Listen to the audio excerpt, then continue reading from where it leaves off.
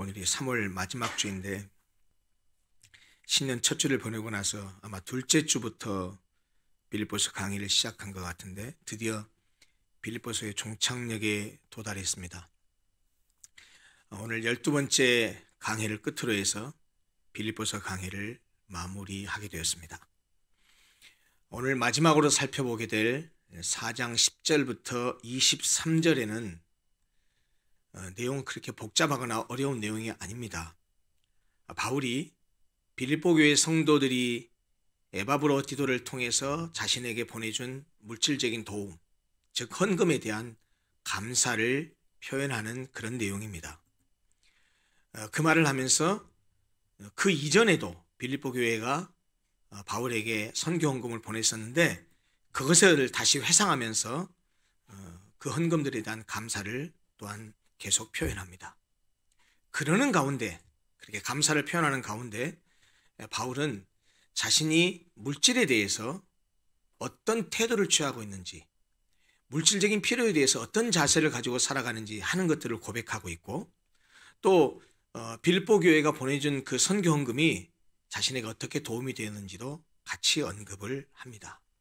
그리고 바울 서신의 모든 편지글 마무리 끝에서 동일하게 하고 있는 것처럼 마지막에 성도들에게 문안 인사를 하는 것으로 이 빌립보 교회에게 보낸 편지를 마무리합니다.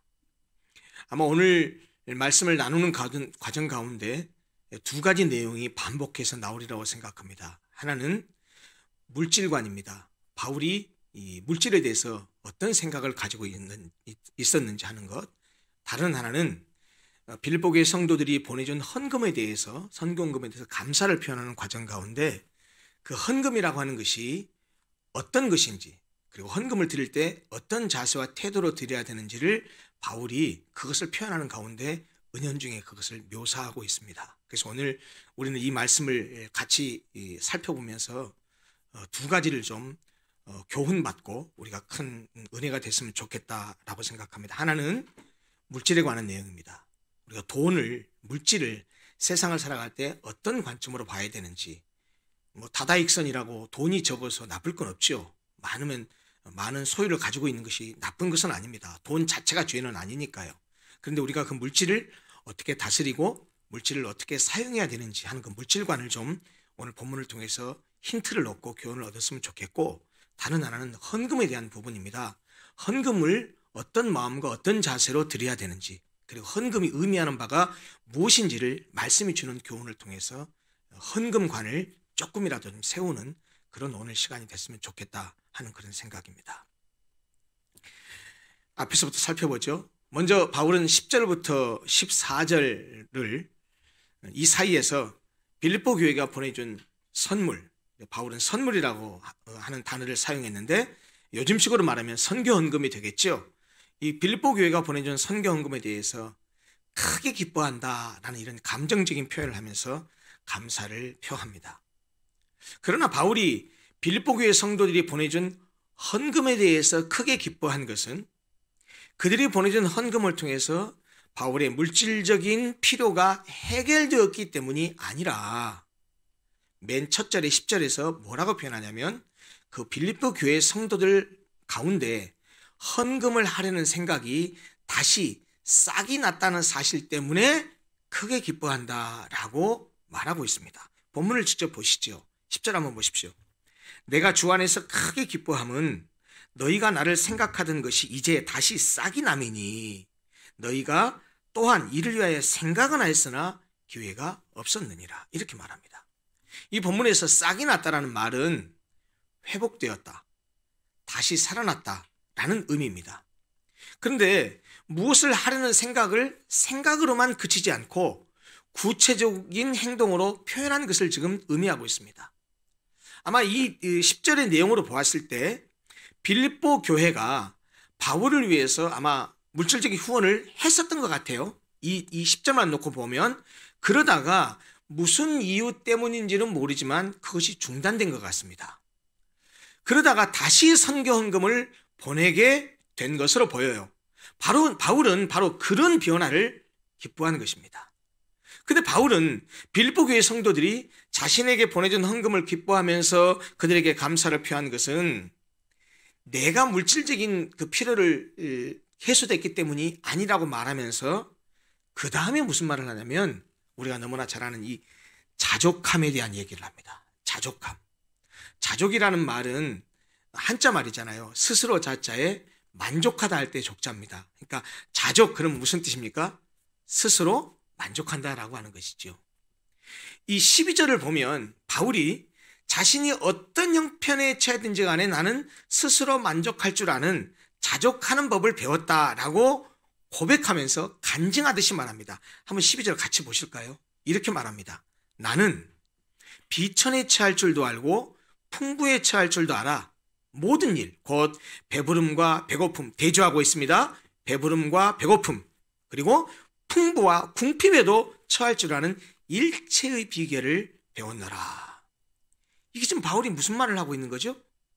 바울이 궁핍과 풍부라는 두 극단적인 상황, 궁핍은 극악한 상황, 좋지 못한 상황이고 풍부는 아주 좋은 상황이죠. 이런 두 극단적인 상황을 직접 경험했을 뿐만 아니라 이건 경제적 상황을 말합니다.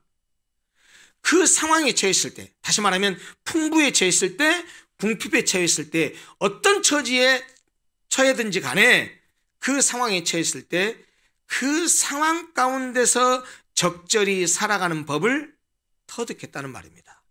쉽게 표현하면 부유하면 부유한 대로, 가난하면 가난한 대로, 돈이 많으면 많은 대로, 돈이 적으면 적은 대로 거기에 맞춰서 살 줄 아는 비결을 배웠다라고 하는 것입니다. 여러분, 이게 뭐 크게 위대하게 보입니까? 뭐 누구나 다 그렇지 않아 라고 말할지 모르지만 그렇지 않습니다. 여러분, 우리가 인생을 살아가면서 사람들 성향이 다 다르잖아요. 어떤 사람은 가지고 있는 물질, 소유에서 행복을 발견하려고 합니다. 물론 우리가 많이 가지면 좋지요. 적게 가진 것보다 많이 소유하고 있으면 좋은 거 아니겠습니까? 그러나 자족할 줄 모르는 사람, 다시 말하면 만족함이 없는 사람은 아무리 자기가 많은 소유를 가지고 있다고 해도 더 많이 가지려고 욕심의 노예가 되어서 그들의 삶의 모습은 만족하고 행복하고 즐거운 삶이 아니고 뭔가 더 잡으려고 하는 데서 쫓겨서 찌든 삶을 살아가는 것을 보게 됩니다. 또 어떤 사람은 가진 것이 없어요. 그런데 그 가진 것이 없는 것을 내가 저 사람하고 비교하니까 난 이것밖에 없어라고 자꾸 상대하고 비교합니다. 절대적인 빈곤보다는 오히려 현대는 상대적 빈곤감이 더 문제죠. 어쨌든 이런 상대적인 빈곤감에 빠져가지고 다 불만을 토로합니다. 그러면서 나는 왜 이 모양이지 그러면서 궁상을 떨며 사는 사람도 있습니다.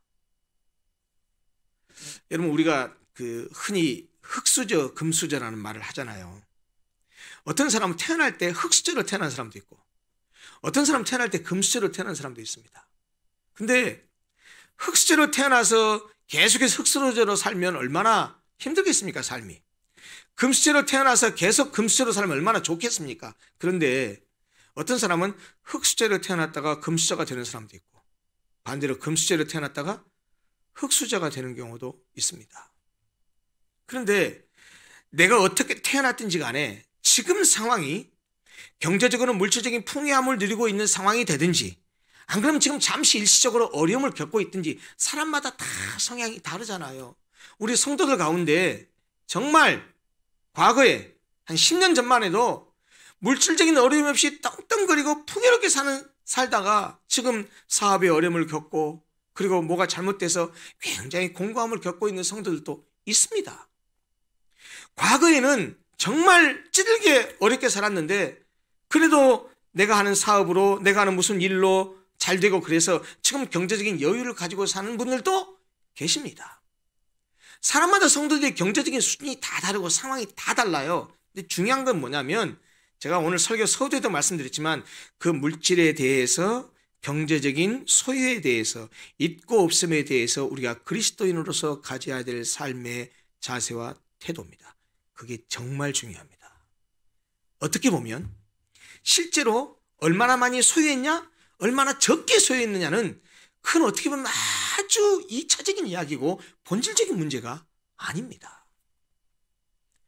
어찌됐든 금수저든 흙수저든 지금 상황이 과거의 모습과 뭔가 달라졌을 경우에 그 달라진 처지에서 어떻게 그 삶을 살아야 될지를 모르는 사람들이 너무 많아요. 여러분, 우리가 그 흔히 하는 말 가운데 졸부들 얘기하잖아요. 졸부라는 게 말 그대로 졸지에 부자가 된 사람이죠.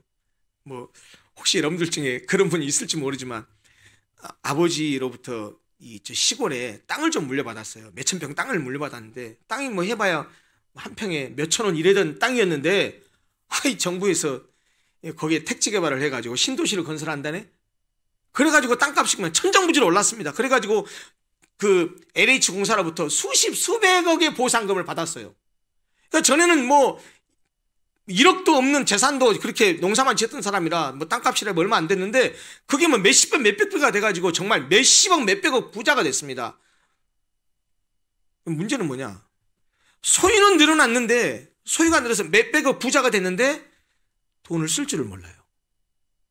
그리고 그 정도 경제적인 여유가 가졌으면 사람의 품위도 품격도 좀 상승이 돼서 살아간 삶의 모습도 그렇게 돼야 되는데 거기에 미치지 못해요. 우리가 보통 그런 사람들을, 그렇게 행동하는 사람들을 졸부라고 하지요. 또 보면 정말 집도 몇 채 있고 사업도 잘 되고 장사도 잘 되고 사업도 잘 되고 그래가지고 정말 은행에도 잔고도 많고 주식도 많고 정말 부유한 사람이에요. 그런데 어떤 사람은 어디 가서 밥 먹을 때 식사 한 끼 대접할 줄 모르는 사람, 커피 마실 때 어떻게든 그렇게 여유 있는 사람이 남이 사주기를 기대하는 사람, 반면에 그다지 여유 있는 삶을 사는 사람이 아니에요. 그런데 한 공동체가 같이 식사를 하거나 무슨 일이 있었을 때 꼭 누구를 섬기고 대접하려고 하는 사람, 여러분 그런 걸 보면 사람이 살아가는 라이프 스타일이, 사람이 살아가는 이런 어떤 그 패턴들이 물질의 많고 적음으로 결정되는 것은 아닌 것 같다라는 사실을 발견하게 됩니다. 여러분, 사실 비천에 처할 줄 아는 것도, 풍부에 처할 줄 아는 것도 무슨 말입니까? 가난하면 가난한 대로 거기에 자족하고 만족할 줄 사는 것, 부유하면 부유한 대로 거기에 맞춰서 삶을 살아가는 것, 이것을 다 하는 것은 아무나 할 수 있는 일이 아닌 것 같아요. 그것은 바울이 말한 것처럼 비밀에 속한 것 같아요. 아무에게나 저절로 그런 능력이 주어지는 것이 아니라는 말입니다. 그런데 바울은 소유의 있고 없음과 상관없이, 다시 말하면 경제적인 어려움과 고통 속에 있든지, 여유가 넘쳐서 풍요로움 속에 있든지, 배부름 속에 살든지 배고픔 속에 살든지, 부유하든지 가난하든지에 상관없이 어떤 형편과 처지에 있든지 간에 자신에게 주어진 형편과 상황에 대처할 줄 알게 되었다고 고백한단 말이에요. 그것이 12절의 말씀이에요. 그리고 바울은 이어서 13절에서 자신이 처한 모든 상황에서 그렇게 자족할 줄 아는 삶의 자세와 태도를 어떻게 갖게 됐는지, 그런 능력이 어디에서 왔는지를 분명하게 밝힙니다. 그것이 빌립보서 4장 13절입니다. 많은 기독교인들이 암송하고 좋아하는 구절이지요. 내게 능력 주시는 자 안에서 내가 모든 것을 할 수 있느니라. 근데 사실 이 말씀은 많은 기독교인들이 좋아하고 인용하고 하는데, 사실은 문맥 안에서 이 말씀을 이해해서 이 말씀을 바라봐야 되는데, 우리 기독교인들은, 기독교인뿐만 아니라 비기독교인들도 마찬가지죠. 성경에 나오는 좋은 구절들 앞뒤 문맥 다 끊어버리고 그것만 싹 떼와버리면 정말 좋은 말처럼 보여요. 그저 그리스도께서 능력을 주시면 하지 못할 일이 전혀 없다, 모든 걸 다 할 수 있다 하는 의미로만 생각하는데, 물론 그렇게 적용하고 살아가는 것도 괜찮아요. 좋아요. 그러나 1차적으로 이 문맥에서 이게 무슨 뜻인지를 정확하게 이해하는 것이 선행돼야 됩니다. 이 13절에서 말하는 내가 모든 것을 할 수 있다고 말했을 때 그 모든 것은 바로 이 앞구절의 12절의 모든 상황을 가리키는 말이에요. 12절에서 뭐라고 바울이 얘기했습니까? 나는 비천에 처할 줄도 하고 풍부에 처할 줄도 알아. 모든 일, 곧 배부름과 배고픔, 풍부와 궁핍에도 처할 줄 아는 일체의 비결을 배웠다고 했는데 13절에서 내게 능력 주신 자 안에서 내가 모든 것을 할 수 있다고 말했을 때 그 모든 것이 앞에서 12절에서 말한 그 모든 상황을 가리킨단 말이에요. 그러니까 13절의 모든 것은 실제 삶의 여정에서 여러분이나 저나 삶을 살아갈 때 어떤 때는 아주 긍정적이고 좋은 것, 다시 말하면 풍부함이나 배부름, 어떤 반대의 상황, 배고픔이나 궁핍, 이런 모든 상황에 처해지는 것을 얘기해요. 그러니까 여러분이나 저나 우리가 살아가면서 삶의 정황 가운데서 부딪히는 좋은 것을 주셨을 때 우리가 그것으로 해야 되는 책임, 아주 궁핍하고 어려운 상황에 처했을 때 우리가 당하게 될 고난, 이 모든 것을 의미하는 거예요. 그 모든 것을 내가 어떻게 할 수 있다고, 다 할 수 있다고 말했는데 할 수 있는 게 뭐죠? 어떤 의미죠? 어떤 상황이 있든지 간에 그 안에서 자족할 줄 알게 됐다는 말이에요. 그 모든 상황에 상관없이 자족할 줄 알게 되는 것이 무엇을 통해서 가능했냐? 자신의 능력이 아니라는 거예요. 누구한테 배운 게 아니라는 거예요. 내게 능력 주시는 자, 그것을 이겨낼 수 있는 그런 고난도 기쁨으로 자족할 수 있게 하고, 좋은 상황에 가도 교만 떨지 않고 그것을 하나님 나라에서 일할 수 있도록 그렇게 하나님께서 나에게 능력을 주셨을 때 그렇게 할 수 있다는 것을 고백하는 거예요. 결론적으로 13절이 말하는 문맥적인 의미는 가장 기본적인 필요조차 채워지지 않는 극단적인 궁핍과 모든 필요가 넘치도록 채워지는 극단적인 풍부를 포함한 모든 상황에서, 어떤 상황에서도 다 그것을 만족하며 자족하며 지낼 수 있는 능력이 예수 그리스도를 통해서 가능하다라는 말을 하는 것입니다. 바꿔 말하면 그의 삶이 어떤 형편에 있을지라도 예수 그리스도가 주시는 능력으로 모든 상황과 형편을 잘 받아들이고 스스로 만족할 수 있다는 그런 의미란 말이에요. 실제로 바울은 비천에 처할 줄도 알고 풍부에 처할 줄도 알아서 상황에 상관없이 어떤 형편에서든지 자족할 줄 알았습니다.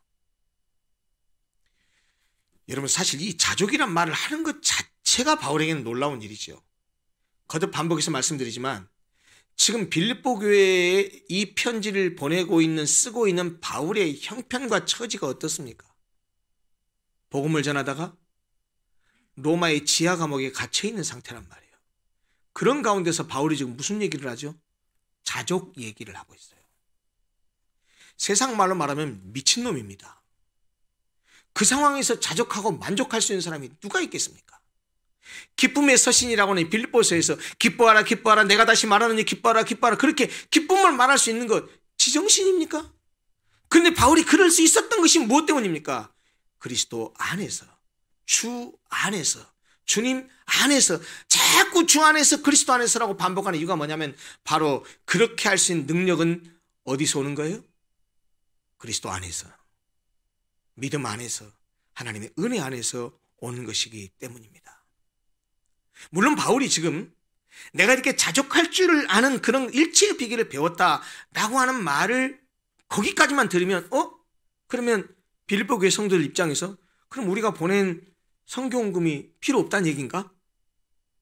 모든 것을 궁핍에 처해도 자족할 줄 알게 그런 일체의 비결을 배웠다고 했으니까 그럼 우리가 보냈던 선교헌금이 별다지 쓸모도 없고 도움이 안 됐다는 얘기인가? 이렇게 오해할 수 있겠지요. 그러나 바울은 지금 그 말을 하려고 하는 게 아니에요. 니들이 헌금 보낸 거 별로 나에게 도움 안 돼, 별로 의미 없어, 이 말을 하려고 하는 게 아니지요.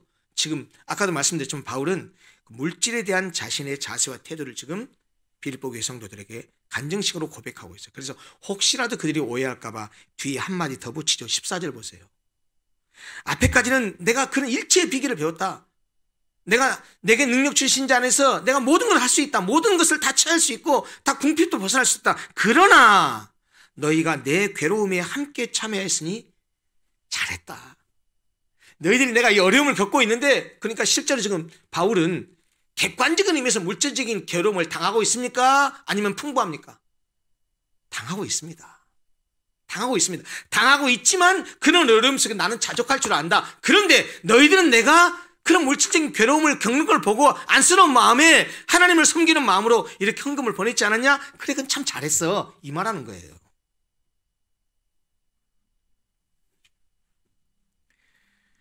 사실 바울은 그들이 헌금을 통해서 자신의 괴로움에 참여한 것을 이렇게 칭찬합니다.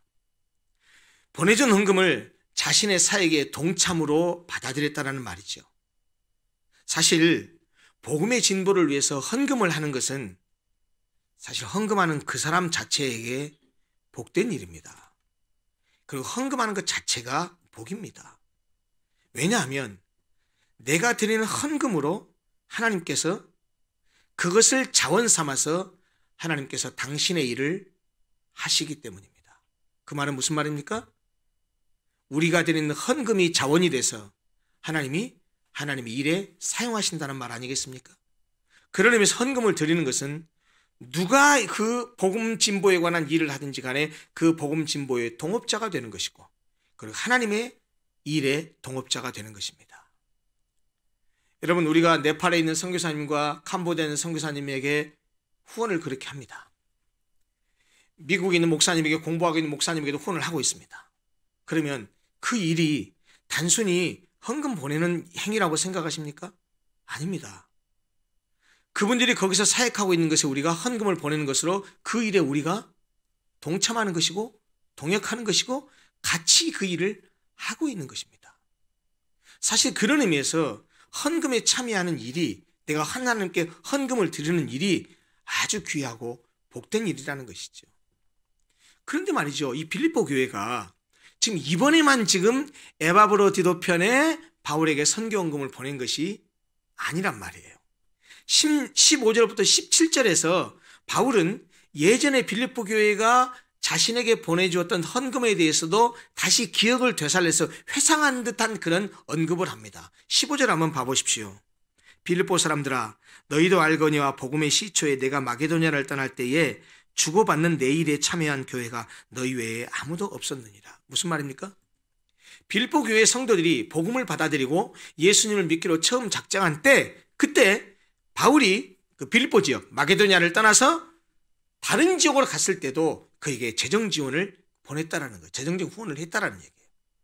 다른 교회들은 하나도 바울을 돕지 않았는데 이 빌립보 교회만 유일하게 바울을 후원했다고 바울 자신이 지금 회고를 하고 있습니다.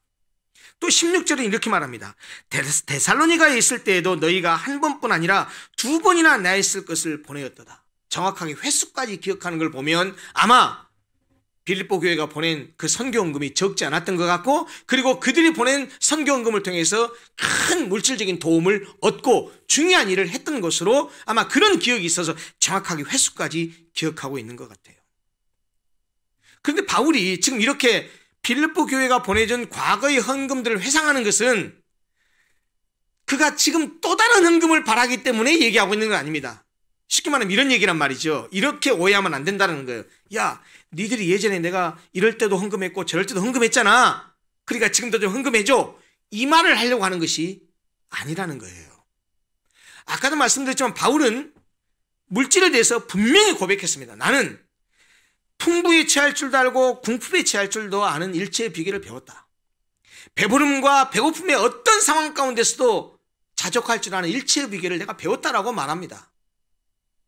그러니까 물질적인 것에 초월해 있다는 얘기죠. 실제적으로는 객관적인 물질적인 궁핍을 당하고 있더라도 나 그렇게 그것 때문에 힘들어하지 않는다라고 말하고 있다는 거예요. 그럼에도 불구하고 헌금에 대한 얘기를 하는 것은 헌금을 더 받기 위함이 아니고 헌금을 하는 그 빌립보 교회 성도들에게 헌금이 무엇인지를 가르치고 있고 너희들 참 귀한 일을 했다라는 말을 하고 있는 거예요. 그러니까 그 말은 어떻게 보면 이렇게도 바꾸어서 이해할 수 있어요. 나는 풍부에 처하고 궁핍에 처해도 일체의 비결을 배웠으니까 나한테 선교헌금 안 해도 돼.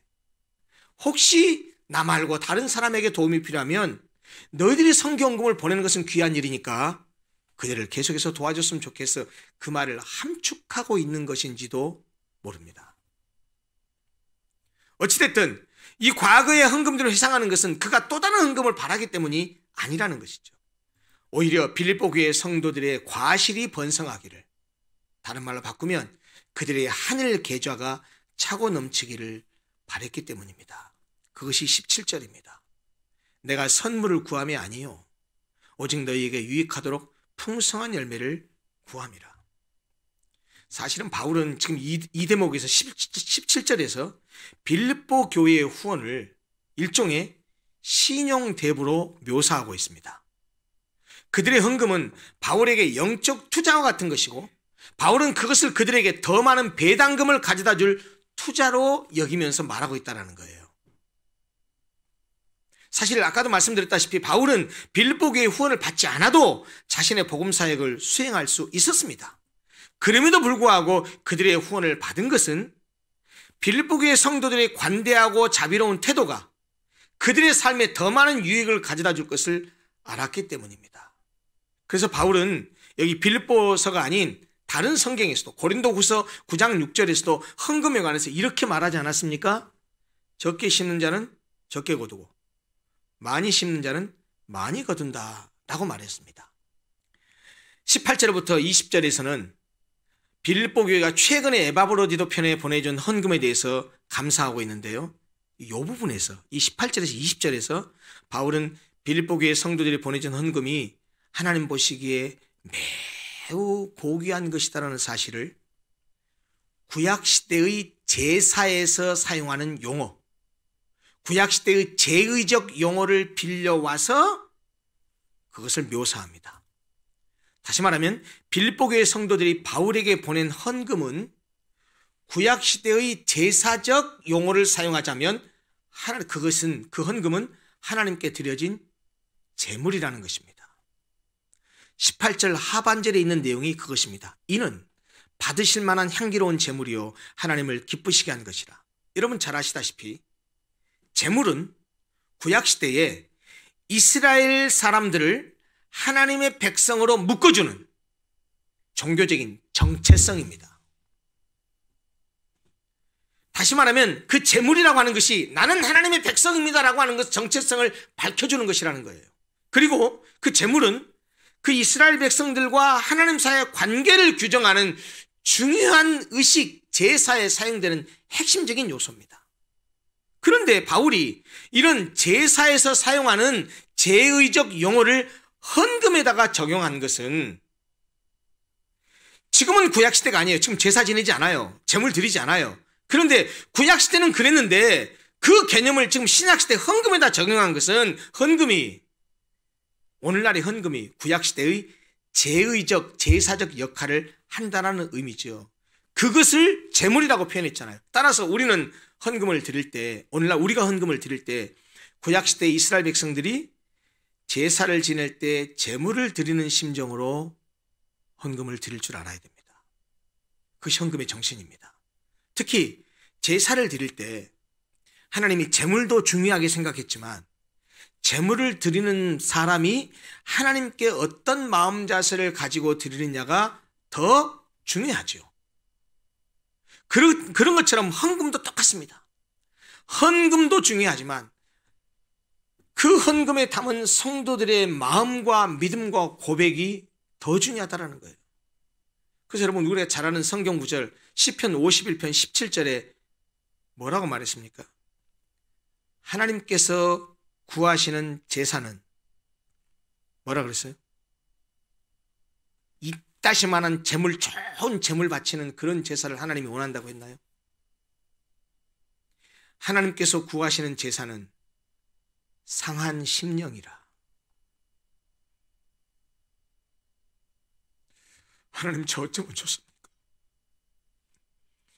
하나님 앞에 늘 죄짓고 살고 어려운 백성으로 살아가지 못하는 내 이 심령이 어떡합니까?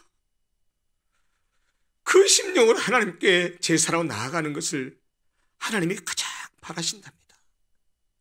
하나님이여 상하고 통회하는 마음을 주께서 멸시하지 아니하시리이다. 여러분 아주 속된 말로 했을 때 헌금 못 드리면 어때요? 내가 가진 것이 없어서 내가 정말 사업이 정말 힘들고 장사가 안 돼서 정말 먹고 살기도 힘들어서 헌금 드릴 수가 없어요. 헌금 못 드리면 어때요? 하나님께서 진짜 바라시고 원하시는 것은 하나님, 저 하나님 뜻대로 살고 싶어요. 하나님 백성답게 살고 싶어요. 그런데 그게 잘 안 돼요. 하나님 나 좀 도와주세요. 나에게 은혜를 베풀어 주세요. 라는 그 마음으로 하나님께 나오는 것, 그걸 하나님이 더 기뻐하신다는 겁니다. 바울은 그래서 19절 20절에서 빌립보 성도들의 도움으로 자신이 풍요하게 되었음을 감사하면서 하나님께서 바로 빌립보 교회 성도들의 필요를 풍성하게 채워주실 것을 확신합니다. 여러분, 하나님은 없는 게 없으신 분이잖아요. 부족한 게 없는 분이잖아요. 그분의 부요하심을 우리가 어떻게 말로 표현할 수 있겠습니까? 하나님의 부요하심은 무한하기 때문에 우리의 필요를 얼마든지 풍성하게 채우실 수 있습니다. 그것이 믿음입니다. 그것을 믿기 때문에 없는 중에도 감사함으로 하나님 나라를 위해서 헌금하는 것이고, 그걸 확신하기 때문에 지금 내가 어렵더라도 지금은 하나님 내가 바칠 게 없습니다.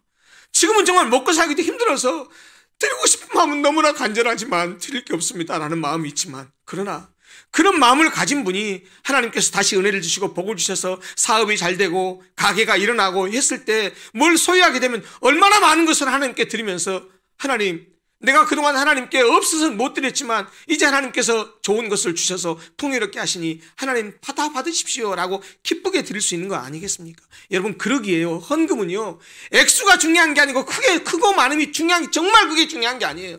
그러나 헌금은 정말 그 헌금 안에 담은 우리 성도들의 마음, 그 심령이 무엇보다도 중요한 거예요. 제가 그동안 목회하면서 여러분들에게 왜 헌금 많이 안 하느냐, 왜 헌금 이것밖에 안 드냐, 제가 그런 말을 한 적이 한 번이라도 있습니까? 왜냐하면 사람들의 형편이 다 다르잖아요. 어떤 사람은 많이 드릴 수 있어요. 어떤 사람은 드릴 수가 없어요. 그러나 중요한 것은 우리가 처한 형편이 다르니까 그것과 상관없이 하나님을 향한 믿음과 마음이라는 거예요. 아까 그랬잖아요. 너희들이 드린 것은 이는 받으실 만한 향기로운 제물이요 하나님을 기쁘시게 하는 것이라. 헌금을 할 때 우리가 누구를 보고 헌금합니까? 내가 그래도 장로인데, 안수집사인데, 권사인데 이 정도는 해야지. 남의 안목도 있고 이목이 있지. 여러분, 그게 무슨 쓸모가 있어요? 아무리 그렇게 해도 하나님께서 많이 드리든 적게 드리든, 그래 네가 정말로 믿음으로 은혜를 알고 이렇게 드렸으니 내가 네가 드린 제물을 기뻐하노라.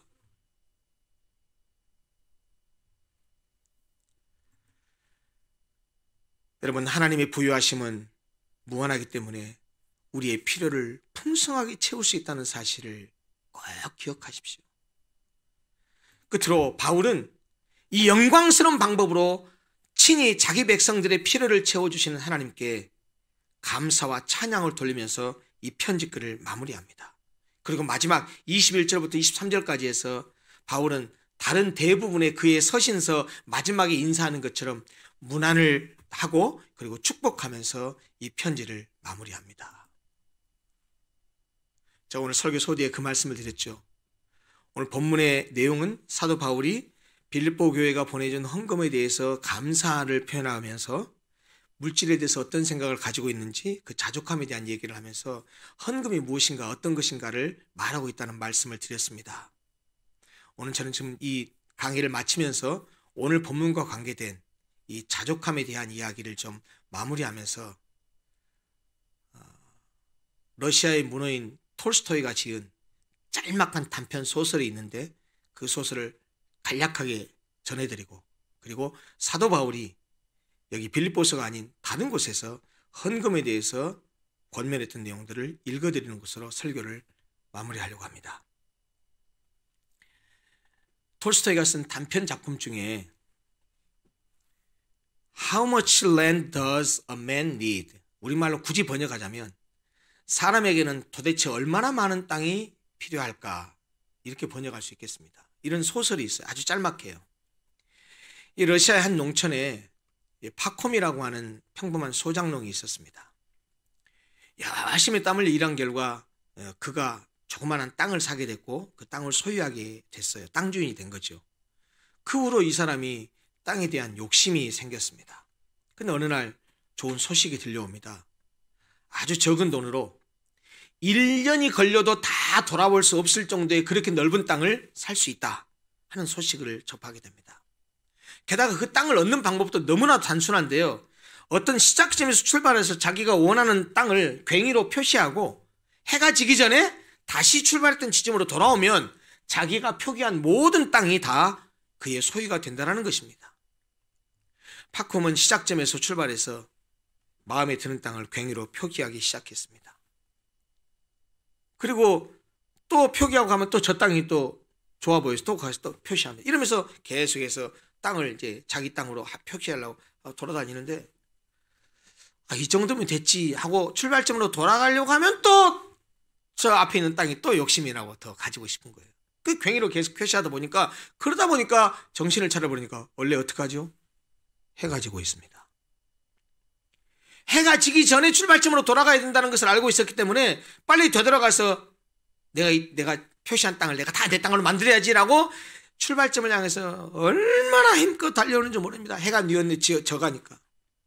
출발점으로 되돌아가야 자기 땅이 될 거 아니겠습니까? 막 뜁니다. 정신없이 뜁니다. 얼마나 멀리 왔든지 뛰어가는 거리가 하도 머니까 뛰어가는 중에 너무너무 힘든 거예요. 막 벅차고 숨이 가쁘지만 열심히 뛰었습니다. 오로지 한 가지 목표 때문에 뭐예요? 내가 표시한 땅 전부 다 내 땅 만들어야지 하는 생각에. 그래서 전력 질주를 해서 출발점에 다행히 해가 지기 전에 도착했습니다. 얼마나 뛰었든지 힘들어가지고 철퍼덕 그냥 엎어졌습니다. 그러고서 일어나지를 못했습니다. 심장마비로 죽었습니다. 이 소설 마지막 부분에 재밌게 표현하는데요.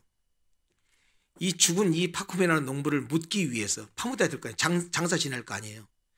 그때 판 땅의 넓이가 약 2m 정도에 불과했습니다.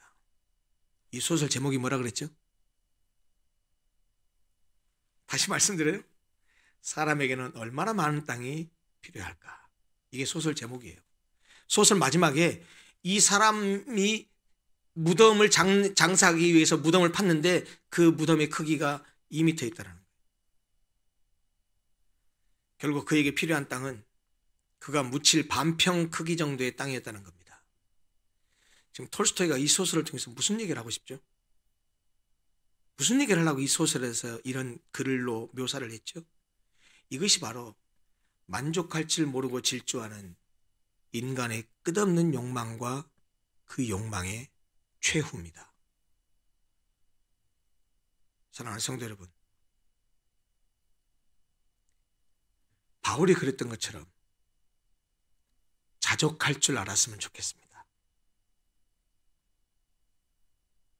지금 있는 상황에서 지금 어려우면 어려운 대로 자족하고 또 하나님이 허락해서 큰 거 주실 수도 있어요. 그래요. 사업에서 대박 날 수 있어요. 그러면 그때 가면 또 그것으로 만족하고 내가 성공했다고 해서 깝죽거리고 어깨에다 힘주고 거들먹 피우지 말고 내가 지금은 어려워졌다고 해서 정말 의기소침해가지고 피곤하게 굴지 말고 어떤 상황이 있든지 간에 좀 당당할 수 있었으면 좋겠어요. 여러분 그게 영적인 자존감입니다. 내가 비천에 취하든 풍부에 취하든 배고프든 배부르든 삶의 환경이 내 영적인 어떤 것을 지배할 수 없고 내가 하나님을 향한 믿음을 어찌할 수 없다라고 하는 그런 영적인 자존감. 개인적인 얘기가 될지 모르지만 저도 한평생을 그 영적인 자존감 하나로 살았습니다. 내가 가진 것이 없고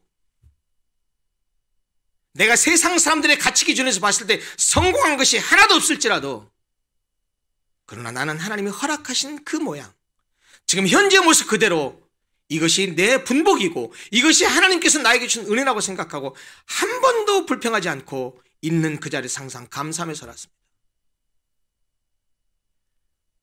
여러분 저하고 사적인 대화를 하다가 이런 얘기 들은 적을 분명히 기억하실 겁니다. 2층에 교회 개척하고 한 칸 늘어나고 정말 말할 수 없는 기적 같은 하나님의 은혜로 여기 예배당을 사서 매입해서 여기 들어오고 그래요. 우리 교회에 사업하신 분들이 계시니까 그 사업이 몇백억 몇천원짜리가 되면 땅 사서 예배당 지을 수 있겠죠. 그분들이 그렇게 사업에 성공하도록 날마다 기도합니다. 그러나 죄송하지만 저는 그런 욕심이 없습니다. 지금 여기까지 온 것도 너무너무 감사합니다. 너무 기적 같은 일이라고 생각합니다. 이렇게 얘기하면 사업하시는 어떤 분은 저한테 그래요. 목사님 비전 좀 가지세요. 꿈 좀 가지세요. 여러분 저라도 꿈이 없고 저라고 비전이 없겠습니까? 그러나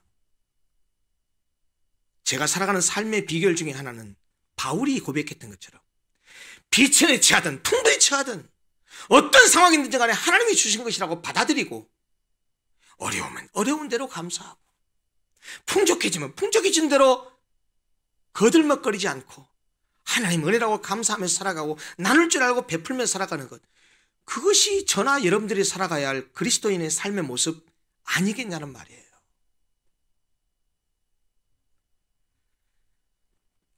바울이 믿음 안에서 아들로 여기는 디모데에게 보낸 편지에서도 욕심을 버리고 자족할 줄 알라고 권면했습니다. 오늘 그 성경 말씀을 읽어드리고 설교를 마무리하려고 합니다. 디모데전서 6장 6절부터 10절입니다. 읽어드리고 설교 마치겠습니다. 자족하는 마음이 있으면 경건은 큰 이익이 되느니라.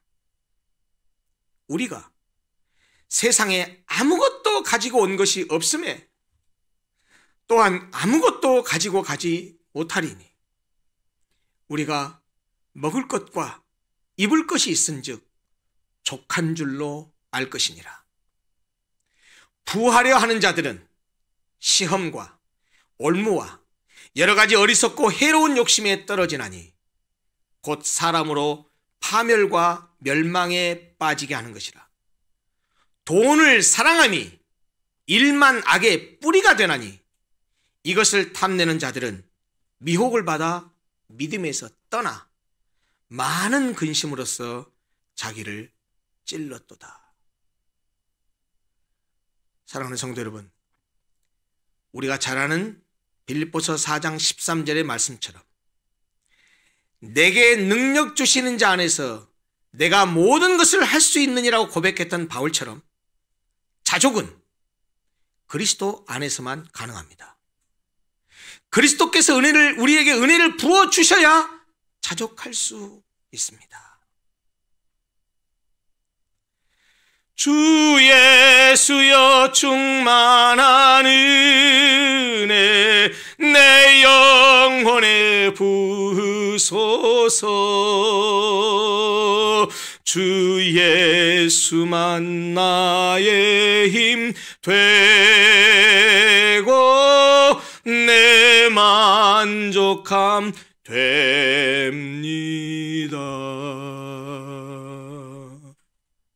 이 찬송의 가사가 여러분과 저의 신앙 고백이 되었으면 좋겠고, 지금 우리가 혹시 궁핍한 가운데 있으면 하나님이 나를 궁핍에 처하게 한 이유가 분명히 있으리라고 생각하고 자족하고 감사할 줄 알고, 혹시 나를 성공하게 해서 많은 것을 가지게 하고 부하게 하시다고 한다면 교만하지 말고 거들먹거리지 말고 하나님께서 나에게 왜 이것을 많이 허락하셨지? 그래, 하나님 나라를 위해서 선하고 기쁜 일에 사용해야지 하는 마음으로 살아가시면서 정말 하나님께 감사함으로 자족하는 마음으로 살아가는 사랑하는 우리 모든 성도들이 되었으면 좋겠습니다.